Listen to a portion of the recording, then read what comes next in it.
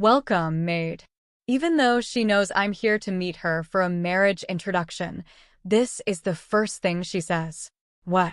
I let out a confused noise, thinking I must have misheard her. My future mother-in-law, Vilma, looks at me with a mean smile. Oh, you're not the maid? With such a poor-looking face, I thought you were, she says. My fiancé, who I thought was on my side, betrays me in the worst way. He glances at my face and bursts out laughing. You're right, she does have a poor-looking face. I'd love to see her parents, Oscar says. Vilma and Oscar continue to mock me and even insult my parents. I can't stand it any longer. While they aren't looking, I send a message to my father, asking him to come right away. My father replies immediately, saying he will be there soon. I need some fresh air, I say, unable to listen to Oscar's insults any longer. Don't run away. Oscar's crude laughter echoes behind me as I leave the room to wait for my father's arrival. 10 minutes later, I introduce my father, Folky, to Oscar and Vilma. Here's the maid's father, Oscar says with a calm voice but an unsmiling face. Wait, father. Vilma's face freezes as she recognizes my father. I am Elvira, turning 33 this year, and I work at a small company. I've always tried not to stand out, so my usual makeup is just foundation, and I prefer wearing navy or black clothes. I don't wear contacts. Instead, I wear thick glasses because of my high prescription.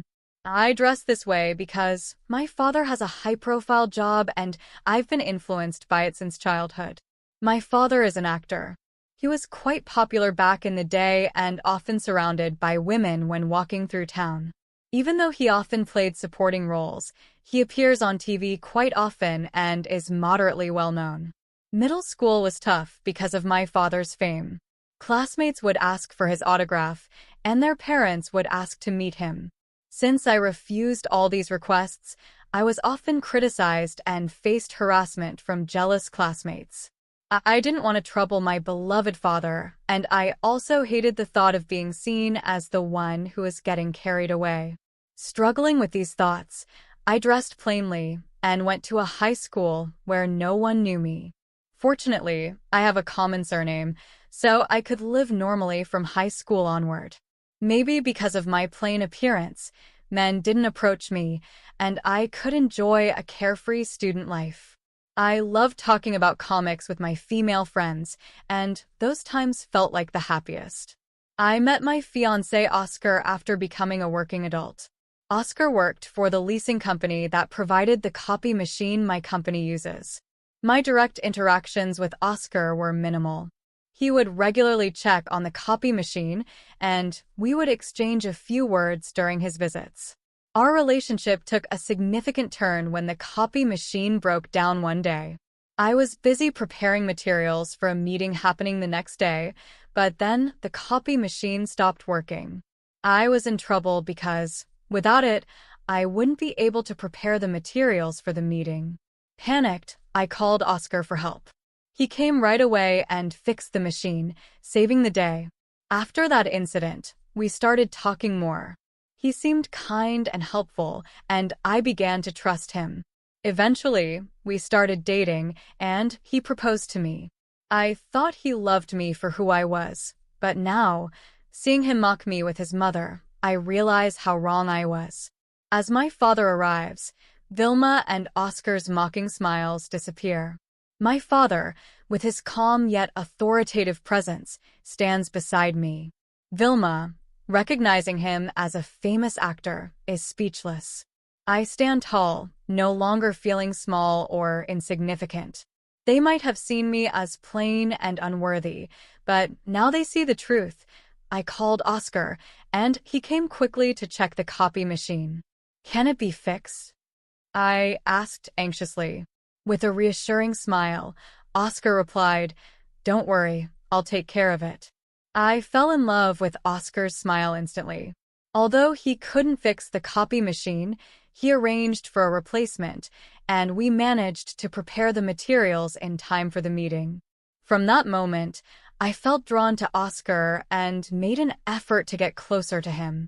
I asked for his contact information and called him often. Eventually, I confessed my feelings to Oscar, and we started dating. Oscar was always very kind and considerate, and I never saw him angry. I thought he would continue to be kind even after knowing about my father's fame. So, after dating for 3 months, I boldly proposed to Oscar, and he happily accepted. I remember being very happy. However, there was one thing that concerned me: my appearance. I had always worn thick glasses and dressed plainly, even on dates. It's a habit that's hard to break. The real me looks just like my father, with distinct features. Because of my appearance, I was envied by girls in middle school and judged by guys based on my looks. It was tough, but I thought it would be okay with Oscar. I considered changing my appearance little by little for Oscar, whom I loved. But after we got engaged, I started feeling more and more uncomfortable. Before our engagement, Oscar seemed like a kind person, but recently he started making remarks that looked down on me. The other day, we went to a bridal fair to decide on a wedding venue. Since Oscar suggested it, I went along. The place Oscar took me to was dazzling, a luxurious guest house perfect for a large wedding with over 150 guests. Seeing that scene, I felt confused. I don't have many friends from school and didn't want to stand out, so I had hoped for a small ceremony at a modest venue. I wanted to go home right away, but Oscar seemed to be enjoying himself, so I couldn't bring it up. I endured and spent the time there. After it was all over and we stopped by a cafe, Oscar was in a very good mood. The wedding venue we saw earlier was nice, wasn't it? I personally would like something even more extravagant, he said while drinking coffee. This made me feel anxious, so I decided to talk to Oscar about what I wanted. I was thinking a wedding with just the two of us might be nice. I don't like standing out too much, I said, hoping the kind Oscar would understand and compromise. However, his reaction was completely different. Oscar looked at me and laughed scornfully. Indeed, a plain girl like you wouldn't suit a venue like we saw earlier. There's probably no dress that suits those thick glasses of yours. I was bewildered by Oscar's remark.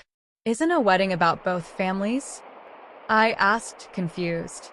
My family is wealthy, and not having a certain level of wedding would be embarrassing, he continued. I was speechless. The Oscar, who had always been kind, was now looking down on me as if he was a different person. I was deeply shocked by Oscar's attitude. To the bewildered me, Oscar made an even worse comment. You should just keep quiet and do as I say. A plain woman like you should be grateful to be getting married at all, he said harshly. Suddenly, Oscar became serious, throwing even more harsh words at me. I was stunned and hurt by his cruel remarks. I was so baffled by Oscar's remark that I even felt scared. The next moment, Oscar smiled and said, I'll decide everything for you, so you just need to do as I say, okay? I didn't know how to respond and just smiled awkwardly. Maybe getting engaged to Oscar was a mistake, but it was too late to act as if it never happened. I had already told both our parents and my company about our engagement. Despite all this, I still loved Oscar. Maybe he would return to the kind Oscar I knew before our engagement. So, despite my confusion about Oscar's change, I had no choice but to continue with the engagement. Oscar continued to make comments that troubled me, and with each one, my heart grew more wounded. But I couldn't bring myself to hate Oscar. Even when I thought about breaking up, the kind Oscar I knew flashed through my mind. I still loved Oscar after all. One day, something happened that confused me even more. It was the day Oscar and I finalized our wedding venue. After visiting several places, Oscar decided on the luxurious guest house we had first visited.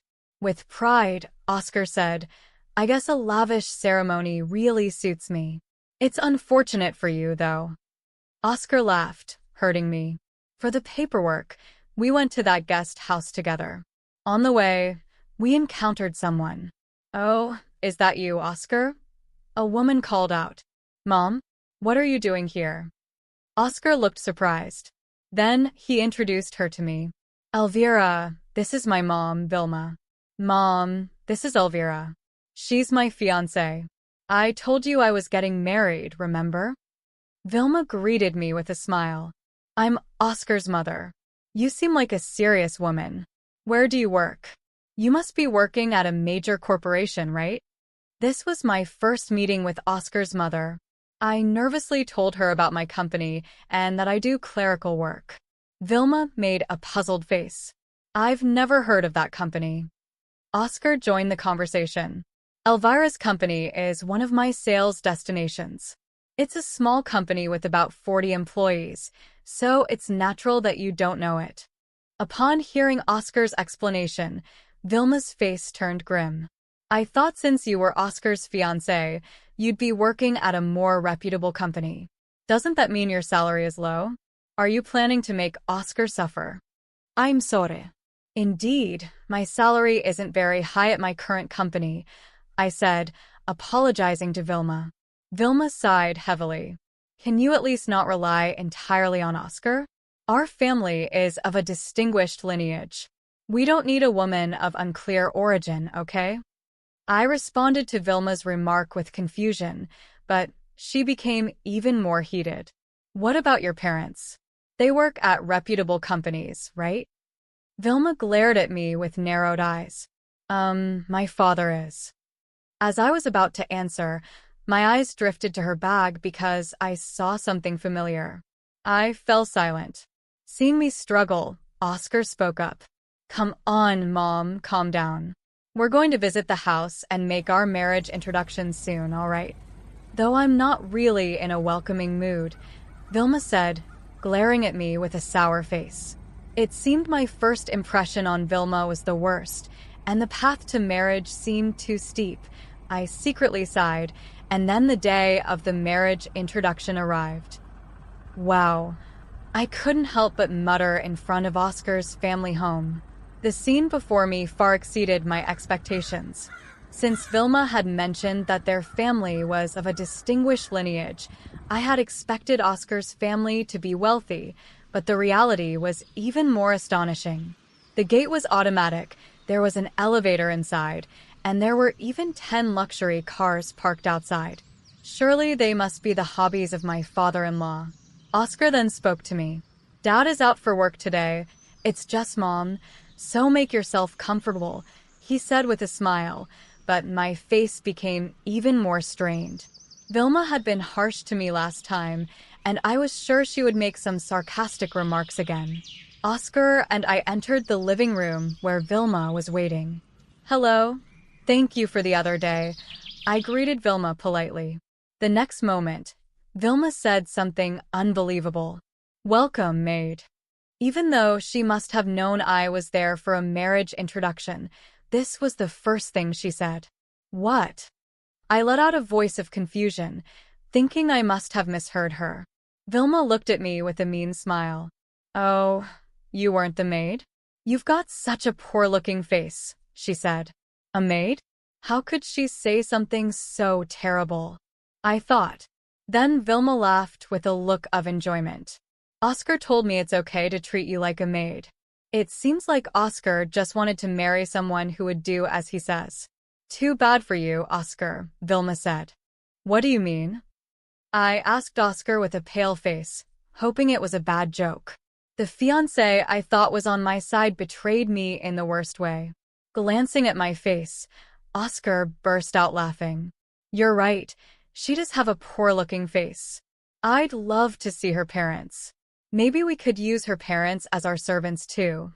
Oscar laughed vulgarly. "Indeed, having someone obedient for free is attractive, but if they come to a wealthy house like ours, I wonder if Elvira's parents would faint from shock," Vilma said. Vilma and Oscar continued to look down on me. "By the way, what does your father do? He's not homeless, is he?" Vilma asked with a laugh. "That's not." I started, but Oscar burst into laughter and replied to Vilma. "Mom, That's not a job. Since Elvira is like this, it's certain he doesn't have a stable job. I'm laughing so hard my stomach hurts, Oscar said. Vilma and Oscar continued to mock my parents. They assumed my family's education was low and decided I must have a plain appearance. I gritted my teeth in frustration listening to their remarks. Vilma and Oscar were too rude. They even looked down on my parents. I couldn't stand it any longer. I sent a message to my father while Vilma and Oscar weren't looking. I need you to come now. I also sent him the map to Oscar's family home, which Oscar had sent me for today's marriage introduction.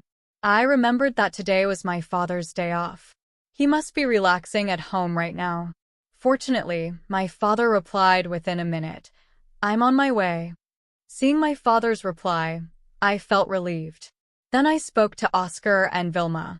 I'm feeling a bit unwell, so I'm going to get some fresh air, I said, needing a moment to compose myself before my father's arrival. I couldn't bear listening to Oscar's remarks any longer. I thought I would wait outside quietly until my father arrived. That's what I thought. Oh, is that so? Well then, Oscar, why don't we continue our tea leisurely? Vilma seemed pleased to be alone with Oscar. Elvira, don't you run away. Oscar's crude laughter echoed as I left the seat and waited outside for my father's arrival. 10 minutes later, my father appeared, wearing dark sunglasses. Elvira, what's wrong? Today was supposed to be your marriage introduction, right? He asked, puzzled. Dad, I'm just so frustrated. Seeing my father, I felt relieved and started to cry. No matter how much I tried to hold back, tears kept flowing. What's wrong, Elvira? My father began to panic seeing me cry. I explained everything to him, how Oscar's attitude had changed after we got engaged and how Vilma joined him in looking down on me. I can't forgive them for looking down on you without knowing anything about you, I said, unable to stop crying. My father listened silently, but it was clear he was quietly angry. Then I told my father something about Vilma that made him laugh. He took off his sunglasses and handed them to me. We're going in now. I'll make sure they regret hurting you. With my father's words, I made up my mind. My love for Oscar had faded, leaving only hatred. I've made my decision. We'll make Oscar and his mom regret it. I did something unexpected. I put on my father's sunglasses. Together, we entered Oscar's family home. I stood in front of Oscar and Vilma, bringing my father with me. Sorry to keep you waiting, I said firmly. Seeing me wearing sunglasses, Vilma initially laughed but became stunned upon seeing the man beside me. She must have thought she could say something terrible again when I returned, but unfortunately for her, I wouldn't let things go her way. I planned to drag her through hell instead. Vilma must have already recognized who my father was. Then my father spoke to Vilma. I'm the maid's father. His voice was calm, but his eyes were not smiling. His handsome face made him appear even more formidable. What? Vilma, who likely recognized my father, was shocked. How could this be? Why is Folky here? Is this some sort of surprise? Vilma spoke with agitation, her cheeks turning a bit red, her eyes sparkling like those of a young girl. Oscar seemed clueless, standing there stunned. My father didn't answer Vilma's question but kept staring at Oscar and Vilma. Vilma blushed under my father's gaze, an embarrassing sight for a woman of her age. I looked at Vilma coldly. Then Oscar, regaining his composure, asked in confusion, Folky, Mom, is he a friend of yours? Oscar probably didn't know about my father. He was well known among Vilma's generation, but younger people might not recognize him unless they watched dramas on TV. Vilma glared at Oscar. Oscar, how rude of you. This man is a famous actor and my first love. What? Oscar looked incredulous. Then Vilma turned towards my father, smiling and speaking to him. I'm a big fan of yours. Folky, see, look at this. Vilma brought out her purse to show my father. It was a keychain that could only be bought by a fan club member. "I've been a fan of you for over 23 years," she began, expressing her admiration as a longtime fan of my father. "Mom." Oscar seemed appalled by Vilma's sudden change in behavior. Vilma continued to speak to my father, her mood greatly elevated by the presence of her favorite actor. However, my father's gaze on Vilma was very stern. After remaining silent until now, my father finally spoke up. "I understand that you're a fan of mine. However, did you try to treat my precious daughter Elvira as a maid?" Vilma, who had been highly spirited until now, turned pale and froze. She trembled visibly, which was evident from her shaking. Ignoring Vilma, my father continued, "And you assumed I was homeless without even meeting me? That's quite rude of you."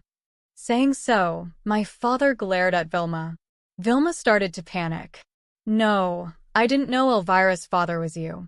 Having you join the family is more than welcome, right, Oscar?" "Yes, of course." Oscar seemed pushed by Vilma. Then Vilma tried to justify herself to my father. I was dumbfounded listening to Vilma. She had been looking down on me and my father until she saw him, and just like that, she changed her tone. It was nothing but distrust. "If you look closely, Elvira is a wonderful woman who resembles Folky, and my earlier comments were just out of jealousy for fear of losing my son. If I had known about you, I would have behaved more politely." Vilma desperately tried to make amends. My father looked at her as if she was bothersome. Watching their interaction, I thought, I can't let my father be troubled any further. This was my issue. I should be the one to speak up to Vilma. So I told Vilma, "I'm breaking off the engagement with Oscar, so there's no way you'll become family with Dad." "What? Elvira, I'm sorry. This is my chance to become family with Folky.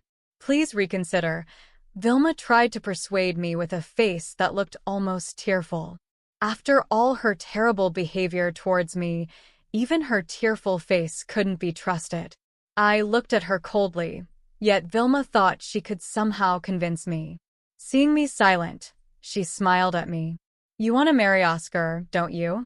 I won't oppose it anymore. It's okay. I'll do anything for you." Vilma clung to me, desperate to become family with my father. Her willingness to do anything was the complete opposite of her initial stance. I felt contempt for Vilma, who changed her opinions so frequently. I murmured softly, "No, thank you." "What? What did you say?" Vilma tilted her head as if she hadn't heard me. So, I shouted louder this time, "I absolutely do not want to become family with you." "What?" Vilma was taken aback by my outcry. I confronted Vilma with my feelings. "You made derogatory remarks the moment you heard about my job, and you spoke terribly about my father. I can never forgive that." I made my stance clear to Vilma, but seeing her turn to my father, realizing persuading me was futile, she spoke to him with a smile. "Elvira says this." My father interrupted her. "Elvira has made her decision, and I fully support her. This engagement is off." Vilma's face fell, and Oscar stood there, still in shock, unable to process the turn of events. The look of disbelief and desperation on Vilma's face was almost pitiful. "Almost. I think it's time for us to leave," I said, looking at my father. He nodded, and we turned to leave. As we walked away, I felt a sense of liberation. The weight of the engagement and the toxic behavior of Oscar and his mother were lifted from my shoulders. I knew that this was the right decision, and with my father's support, I felt ready to face whatever came next. "Folky, you want your daughter to be happy, right? Our family is wealthy, and surely your daughter will be happy with us." Vilma tried to argue. "Indeed, some people might think happiness comes with money, but not me," my father countered, understanding my feelings. "Elvira values love over money. Besides, our family has money. I, being an actor, earn a decent amount." Vilma was at a loss for words. It wasn't surprising. After all, my father frequently appeared in dramas and didn't struggle with money. Given our family's wealth, there was no merit in marrying just for financial stability. Vilma fell silent, unable to come up with a good counterargument. My father continued, "You say you're a fan of mine, but I despise someone who neglects my precious daughter. Could you please not call yourself a fan anymore?" He glared at Vilma. Vilma burst into tears. "If Folky hates me, I won't be able to live," she sobbed uncontrollably. Oscar, who had been silent until now, began to speak.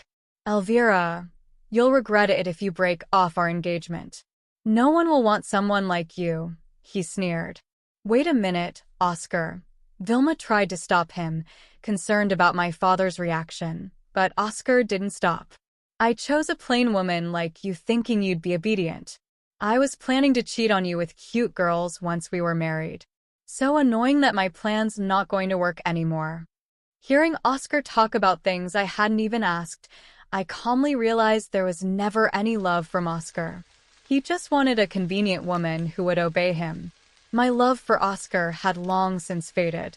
While I was thinking this, Oscar kept making selfish statements. My father gritted his teeth, looking like he might grab Oscar at any moment. "Dad, wait." I stopped him. I let out a smile while still wearing my sunglasses. "What's up?" Oscar seemed a bit taken aback by my composed smile. "Is this still plain?" I took off the sunglasses with a flourish. Oscar froze, looking at my face. It was only natural. I had applied makeup after meeting my father and crying. Normally, I only wore foundation, but now I had on eyeshadow, mascara, and eyeliner. It significantly changed my appearance. "Is that really you, Elvira?"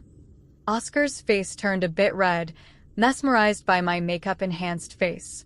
"Yes, it's me. I've always downplayed my looks to avoid standing out, but I've decided to stop hiding myself.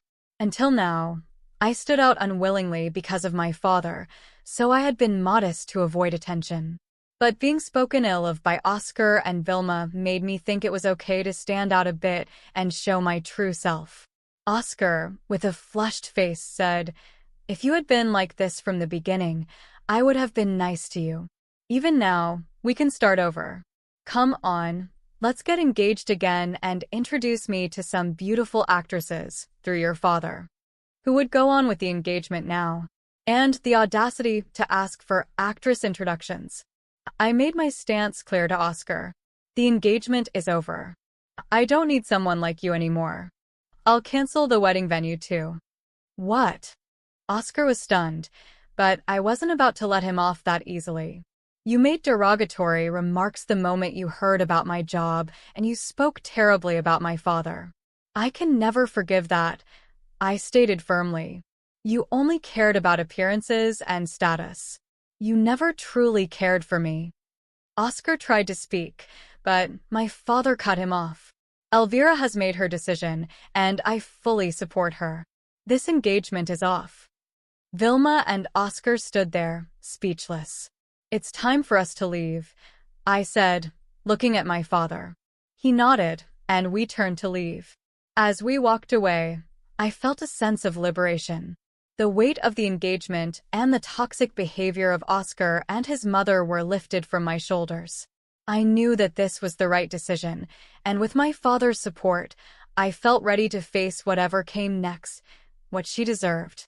As for Oscar, his future didn't look bright either. His father, infuriated by the disgrace and financial burden brought upon the family, cut him off financially. With the cancellation fees to pay and no financial support, Oscar struggled to make ends meet. He tried reaching out to me several times, apologizing and pleading for a second chance, but I had already moved on and blocked his number.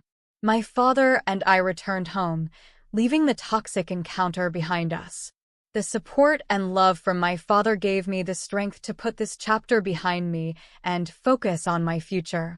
I decided to embrace my true self and live confidently, no longer hiding behind a modest exterior to avoid attention. Soon after, I reconnected with old friends and made new ones, immersing myself in social activities that I had previously avoided. I also advanced in my career, gaining recognition for my hard work and dedication. My self-esteem grew, and I began to feel truly happy and fulfilled. A few months later, at a charity event, I met someone new. Unlike Oscar, he was genuinely kind, humble, and respected me for who I was, not for how I looked or who my father was. We started dating, and our relationship blossomed based on mutual respect, love, and shared values. Reflecting on my experience with Oscar and Vilma, I realized that sometimes people need to reveal their true colors to help us understand our worth and the importance of standing up for ourselves.